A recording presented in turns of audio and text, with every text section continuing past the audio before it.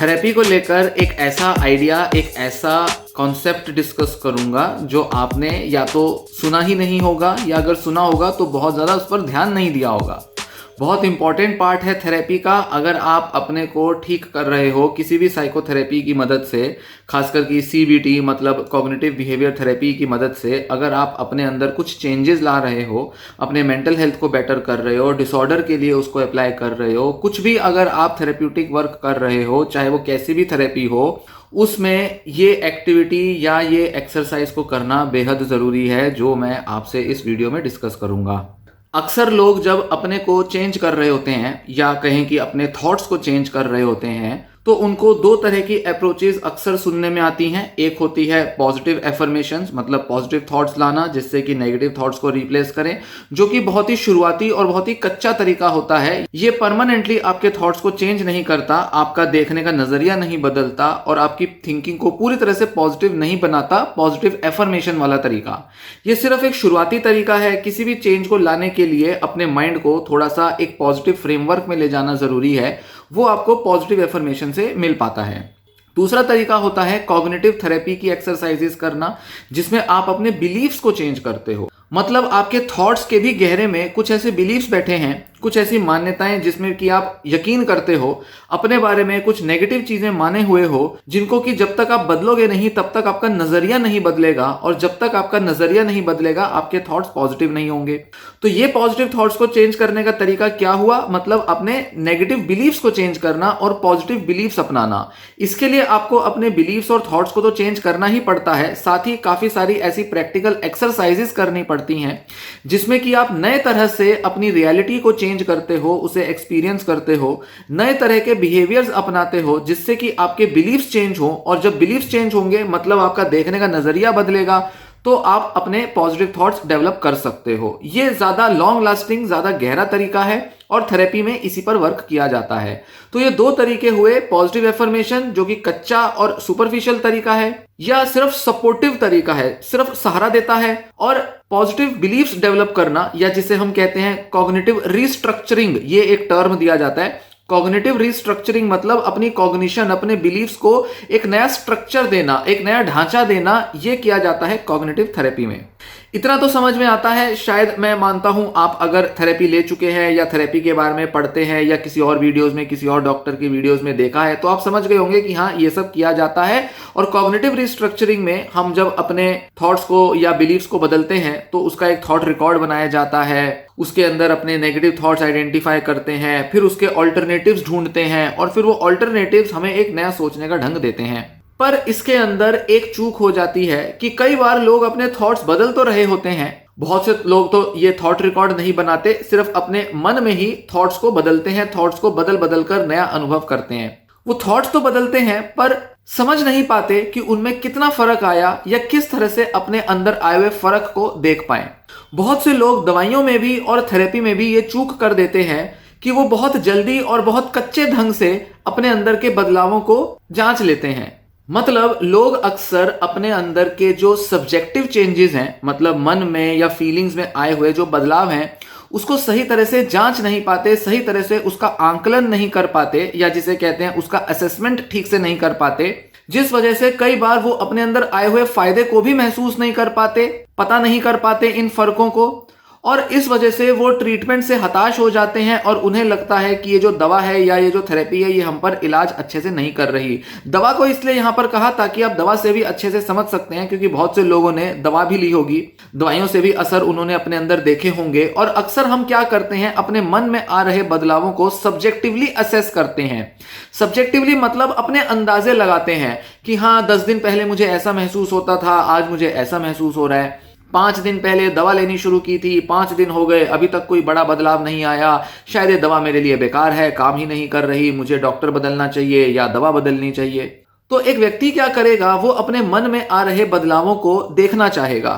कई बार दवा से या थेरेपी से जो बदलाव आते हैं, लोग उसको सही तरह से जांच नहीं पाते। क्यों? क्योंकि इसका एक बड़ा कारण है कि जैसे फिजिकल हेल्थ के मामलों में तो टेस्ट होते हैं, साइकोलॉजी के मामले में कोई ऐसे टेस्ट नहीं होते। मतलब साइकोलॉजिकल टेस्ट तो होते हैं और उसके बारे में आगे बात करूंगा, पर कोई ऐसा तरीका नहीं है जो आपके थॉट्स में आ रहे बदलावों को एक्चुअल में बता दे कि हाँ अब आपके थॉट ऐसे हो चुके हैं, पहले आपके थॉट ऐसे थे। कोई ऐसा टेस्ट नहीं, कोई ऐसा डिवाइस नहीं है। अपनी समझ से, अपनी अंडरस्टैंडिंग से और अपने अंदर झांक कर सेल्फ रिफ्लेक्शन या इंट्रोस्पेक्शन की मदद से ही ये आकलन लगाया जा सकता है कि आप में कितना बदलाव आया और कैसे आया। जितने भी बदलाव हम साइकोथेरेपी की मदद से अपने अंदर महसूस करते हैं, उन बदलावों का आकलन हम अपने हिसाब से लगाते हैं और इसके अंदर एक व्यक्ति की एक्सपेक्टेशंस की बहुत बड़ी भूमिका होती है। अगर एक व्यक्ति थेरेपी लेना शुरू कर रहा है, थोड़ी बहुत उसने कॉग्निटिव एक्सरसाइजेस की और उसको बहुत ज्यादा उम्मीद थी, उसको लगता था मैं शायद 15 दिन में ठीक हो जाऊंगा या 15 दिन में मुझ में बहुत अच्छा फर्क आएगा, और 15-20 दिन तक उन एक्सरसाइजेस को करने के बाद उसे ऐसा लगा कि मेरे अंदर बहुत बड़ा बदलाव नहीं आ रहा, तो वो ऐसा महसूस करेगा कि ये थेरेपी काम नहीं कर रही, थेरेपी बेकार है, इसलिए मुझे इसे छोड़ देना चाहिए, मुझे शायद कुछ और करना चाहिए। वो उन फर्कों को अपने अंदर जांच नहीं पा रहा और अपने अंदर आने वाले बदलावों को जांचना ये भी अपने में एक स्किल होती है। इसका भी एक तरीका है जो कि पेशेंट को सीखना पड़ता है, समझना पड़ता है कि कैसे और किन पहलुओं को वो अपने अंदर जांचे, उसका तरीका क्या हो और कैसे वो अपनी प्रोग्रेस को मॉनिटर कर पाए या उसका एक आकलन लगा पाए, या पहले की तुलना में आज वो कितना इंप्रूव हुआ है, इसका तरीका पेशेंट को सीखना पड़ता है। इसके कुछ स्ट्रेटजीज होते हैं, कुछ टेक्निक्स होते हैं, कुछ मेथड होते हैं जो मैं थोड़े बहुत इस वीडियो में शेयर करूंगा, पर जरूरी है समझना कि क्योंकि लोग इस तरह के आकलन में चूक जाते हैं, इसको सही से नहीं समझ पाते, इस वजह से कई बार वो अपनी प्रोग्रेस को भी मॉनिटर नहीं कर पाते और इस वजह से उन्हें ऐसा लगता है कि वो ठीक से इंप्रूव नहीं कर रहे। लोग सिर्फ अपने मन में आ रहे कुछ विचारों के हिसाब से अंदाजा लगा लेते हैं कि हाँ मैंने ये एक्सरसाइज की, मैंने ओसीडी के लिए ईआरपी किया और नेगेटिव थॉट तो मेरे मन में अभी भी आ रहे हैं, इतना सब थेरेपी की एक्सरसाइज करके भी मेरा मन नेगेटिव सोच रहा है। हाँ, वो डिप्रेशन के लिए उन्होंने कुछ बातें तो कही थी थेरेपिस्ट ने, या उस वीडियो में तो मैंने देखा था, उस चीज को मैंने अप्लाई भी किया या मैंने मेडिटेशन योगा भी की, पर नेगेटिव थॉट तो मेरे मन में अभी भी आ रहे हैं, मन में तो मेरे नेगेटिव फीलिंग्स आती ही रहती हैं। तो पेशेंट क्या करता है, पेशेंट अपनी गलत एक्सपेक्टेशन की वजह से, क्योंकि उसे लगता है कि मेरे अंदर बहुत बड़ा फर्क आ जाना चाहिए था, इस वजह से वो अपने को सही से नहीं जांच पाता और वो अपनी एक्सपेक्टेशंस के हिसाब से देखता है और उसे लगता है कि अच्छा मेरे नेगेटिव थॉट तो अभी भी आ रहे हैं, तो यानी कि सारे जो टेक्निक है वो बेकार हैं। तो ये गलत तरीका है अपने को जांचने का, इस तरह से नहीं जांचा जाता। ये नहीं कि आप अपनी उम्मीदों के आधार पर जांचें कि हाँ मैंने तो सोचा था 4 दिन में फर्क आ जाता, फर्क तो कुछ आया नहीं। अच्छा मैंने तो सोचा था कि एकदम मेरा डिप्रेशन कम हो जाएगा, डिप्रेशन में तो इतनी बड़ी कमी आई नहीं। मुझे लगता था मेरे मन में से नेगेटिव थॉट आनी बंद हो जानी चाहिए थी, पर नेगेटिव थॉट्स तो मेरे मन में अभी भी आ रही हैं। मेरा ओसीडी मुझे तो लगा था ठीक हो जाता, या मेरे अंदर इंट्रूसिव थॉट्स ना आते, या कंपल्जन्स कम हो जाते, पर कंपल्जन्स तो अभी भी आ रहे हैं। और यहीं पर चूक होती है, क्योंकि पेशेंट जो है वो या तो ऑल और नन के बायस में फंस जाता है। मतलब या तो मेरा मन पूरी तरह से नेगेटिव है, या अगर वो ठीक है तो मतलब उसके अंदर कोई नेगेटिव थॉट नहीं होनी चाहिए।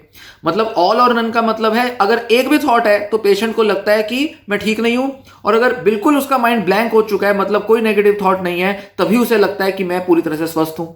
इस बायस की वजह से, इस तरह के थिंकिंग स्टाइल की वजह से पेशेंट अक्सर अपने को आंक नहीं पाते, अपने को एसेस नहीं कर पाते, और अक्सर ऐसा पाते हैं कि उनके जो सारे प्रयास हैं, एफर्ट्स हैं, वो सब विफल हैं, बेकार हैं और उन पर कुछ भी काम नहीं करता। इसीलिए यहां पर जरूरी है समझना कि हम सेल्फ इवैल्यूएशन कैसे करते हैं खुद का, खुद की प्रोग्रेस का। ये अगर हम एक बार सीख लें, समझ लें, तो हम थेरेपी के अंदर बेहतर तरह से प्रोग्रेस ला सकते हैं, थेरेपी की इंप्रूवमेंट में तेजी ला सकते हैं, और हम सही पहलू पर जांच करके पकड़ सकते हैं कि मैं कितना इंप्रूव हुआ और कितना इंप्रूव नहीं हुआ। इस तरह से हमें पता चल सकता है कि हमें कौन से एफर्ट लेने चाहिए, कौन से एफर्ट नहीं लेने चाहिए, कौन सी टेक्निक स्ट्रेटजी काम कर रही है और कौन सी स्ट्रेटजी काम नहीं कर रही। इसकी पूरी समझ लाने के लिए जरूरी होता है कि हम सही तरह से खुद का इवैल्यूएशन करें। इसे कहा जाता है सेल्फ इवैल्यूएशन, अपने इवैल्यूएशन करना। जैसे स्कूल के अंदर टीचर जो है वो बच्चों के एग्जाम लेती है, उसे इवैल्यूएशन कहा जाता है। मतलब कि बच्चे ने यूनिट टेस्ट में कितने मार्क्स लिए, 25 मार्क्स का उसका एग्जाम था, 25 में से उसके 18 आ गए, अच्छा बच्चे को इंप्रूवमेंट की जरूरत है। फिर दोबारा से उसका कुछ टाइम के बाद यूनिट टेस्ट होता है, वो भी 25 मार्क्स का होता है, इस बार बच्चा 22 मार्क्स लाता है। तो कह सकते हैं कि पिछली बार 18 थे, इस बार 22 हैं, मतलब बच्चा जो है वो इंप्रूव कर गया। इस तरह का इवैल्यूएशन अपने मेंटल हेल्थ में करना भी जरूरी होता है, और इसी पर मेरा जोर है इस वीडियो में। थोड़ा सा हम एनालॉजी से समझेंगे कि फिजिकल डिसीजेस जो होते हैं उसके अंदर हम कई सारे टेस्ट कराते हैं। डायबिटीज का टेस्ट कराया, थायराइड फंक्शन का टेस्ट कराया, कोलेस्ट्रॉल का टेस्ट कराया, ईसीजी, ईईजी, कई सारे टेस्ट कराए जाते हैं ताकि पता चले कि एक पेशेंट की बीमारी या उसके अंदर जो भी ये सारे फिजिकल पैरामीटर हैं इनका लेवल क्या है, शुगर कितनी बढ़ गई है, कोलेस्ट्रॉल कितना बढ़ा है, ताकि जब एक बार पेशेंट अपने ऊपर थेरेपी ले, मतलब वो एक्सरसाइज करे या शुगर को कंट्रोल करने के तरीके लगाए, तो 2 महीने, 3 महीने, 6 महीने बाद जांच करके दोबारा से टेस्ट करा के पता चल सकता है कि ये जो उसने एक्सरसाइज की, मतलब कोलेस्ट्रॉल कम करने के लिए उसने अपने खान पान में बदलाव किया और एक्सरसाइज की, उस पूरे एफर्ट का, उस पूरे प्रयास का असर कितना आया, ये हम जांच सकते हैं जब हम दोबारा से टेस्ट कराएंगे। कोलेस्ट्रॉल टेस्ट होगा, पहले कोलेस्ट्रॉल जो था वो 250 था, अब कोलेस्ट्रॉल 150 हो गया, इंप्रूवमेंट आ गई। तो हमारे पास फिजिकल टेस्ट मौजूद हैं जिसके बेसिस पर इंप्रूवमेंट्स को जज किया जा सकता है। और कोई भी अच्छा तरीका यही होता है कि कोई भी ट्रीटमेंट लेने से पहले टेस्ट किया जाए और ट्रीटमेंट लेने के बाद टेस्ट किया जाए। आप इस चीज से फेमिलियर हैं, डॉक्टर्स अक्सर इसी वजह से टेस्ट कराते हैं।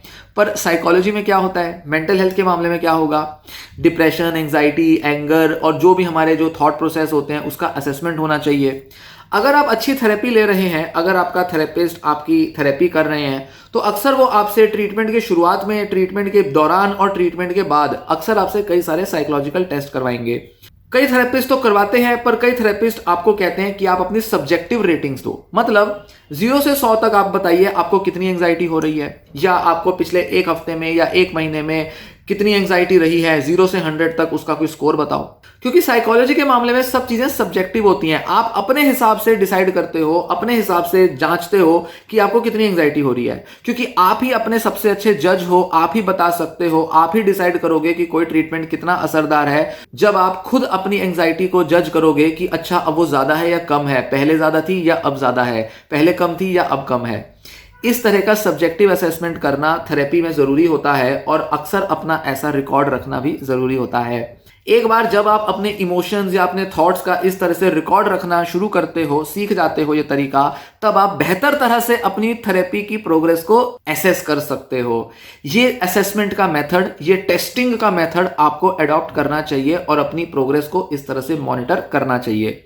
इसके कुछ ऐप्स भी होते हैं। आजकल कई सारे गूगल प्ले स्टोर और एप्पल स्टोर पे आपको ऐसे ऐप्स मिलेंगे जो आपको अपनी प्रोग्रेस को मॉनिटर करने में हेल्प कर सकते हैं। यहां इस वीडियो में उन ऐप्स की बात तो नहीं करूंगा, बहुत सारे साइकोलॉजिकल टेस्ट की भी बात नहीं करूंगा, बस कुछ मेजर मेथड बताऊंगा। सबसे पहले आपको एसेस करना होता है गोल अचीवमेंट, मतलब आपने थेरेपी की शुरू में कोई गोल रखा कि मुझे अगले 15 दिन में या 1 महीने में ये गोल अचीव करना है। जैसे मान लीजिए डिप्रेशन का पेशेंट गोल रखता है कि मुझे एक नया स्किल सीखना है, या मुझे एक नया कोर्स करना है, या मुझे अपने काम पर रोज 2 घंटा स्पेंड करना है। 1 हफ्ते बाद, 15 दिन बाद या 1 महीने बाद ये गोल कितना अचीव हुआ, इसका मॉनिटर करना पड़ेगा, इसको जांचना पड़ेगा कि हाँ पहले मैं ऐसा करता था, अब मैं ऐसा करता हूं, पहले मैं 2 घंटा टाइम स्पेंड करता था काम में, अब मैं 4 घंटे या 6 घंटे करता हूं। इस तरह का आपको रिकॉर्ड रखना पड़ेगा। तो गोल्स आपने कितने अचीव किए इसका रिकॉर्ड रखना है, इसको एसेस करना है। फिर आता है सिम्टम रिडक्शन को इवेल्युएट करना। सिम्टम्स कितने कम हुए, पहले मैं कितना डिप्रेस फील करता था, अब कितना फील करता हूं। पहले मेरा डिप्रेशन के टेस्ट पर जो स्कोर आया था वो मान लीजिए 0 से 100 में 70 का स्कोर था। अब मैं ट्रीटमेंट लेने के बाद महसूस करता हूं कि 70 की बजाय अब मेरा स्कोर जो है वो 50 या 45 के आसपास है। इस तरह से जब आप अपना असेसमेंट करते हो तो ध्यान रखें आप बहुत रियलिस्टिक हो जाते हो। अक्सर जब हम अपने मन मर्जी से अपने मन को एसेस करते हैं तो अक्सर हम रियलिस्टिक नहीं होते। क्यों? क्योंकि हम अपनी एक्सपेक्टेशन के हिसाब से चलते हैं। हमने सोचा कि अच्छा ट्रीटमेंट के बाद तो मेरे को, दवा लेने के बाद तो मेरे सारे नेगेटिव थॉट कम होने थे। नहीं, थोड़ी थोड़ी मात्रा में ही हमारे नेगेटिव सिम्टम्स कम होते हैं। मतलब आपका डिप्रेशन, आपकी एंजाइटी, आपके नेगेटिव थॉट थोड़ी थोड़ी मात्रा में कम होंगे। इसको आपको रेगुलरली जांचना पड़ेगा और इसकी जांच करने के लिए ही आपको ये सारे सेल्फ इवैल्यूएशन के मेथड सीखने पड़ते हैं। तो आपको लक्ष्य यही रखना होता है कि अच्छा अगर मेरा डिप्रेशन का स्कोर 70 है तो मान लो 2 हफ्ते के अंदर वो 50 आ जाता है तो ये अपने में बहुत बड़ी अचीवमेंट है। फिर उसके बाद और 2 महीने में अगर आपका ये नंबर 50 की जगह अब ये 30 आ जाता है तो मतलब आपने तो बहुत बड़ी अचीवमेंट ले ली, क्योंकि 1 महीने में 70 से 30 पर आ गए। ये तो बहुत बड़ी अचीवमेंट है, आधे से भी कम रह गया अब आपका डिप्रेशन। इस तरह से आपको आंकना होता है क्योंकि आप रियलिस्टिक जजमेंट ले रहे हो। एक्चुअल में आप में कितना फर्क आया है आप इसकी जांच कर रहे हो और ये आपको बेहतर बनाएगा, क्योंकि ये एविडेंस बेस्ड अप्रोच होगी। मतलब सबूतों के आधार पर, जो कि आपका रियल एक्सपीरियंस है, उसके आधार पर आप अपना जजमेंट बनाओगे कि आप कितना इंप्रूव किए हो। मनगढ़ंत नहीं है। ये नहीं कि डॉक्टर बताएगा कि कितना इंप्रूव कर गए हो, ये नहीं कि घर वाले बताएंगे, और ऐसा भी नहीं कि अपने मनगढ़ंत अंदाजे लगाओगे, नहीं, आप सही तरह से जांच पाओगे। ये तरीके सीखने हैं। फिर आता है बिहेवियरल एक्टिवेशन की इवैल्यूएशन करना, कितना ज्यादा आप अपने नए बिहेवियर्स को एक्टिवेट कर पाते हो। 1 महीना पहले मैंने जब ट्रीटमेंट लेना शुरू किया था तो मेरे को सुबह के समय अपना काम शुरू करने में बहुत मुश्किल होती थी। डिप्रेशन था, 7 बजे उठता था, 8 बजे काम शुरू करने में 11-12 बज जाते थे, सोता रहता था, आलस करता था।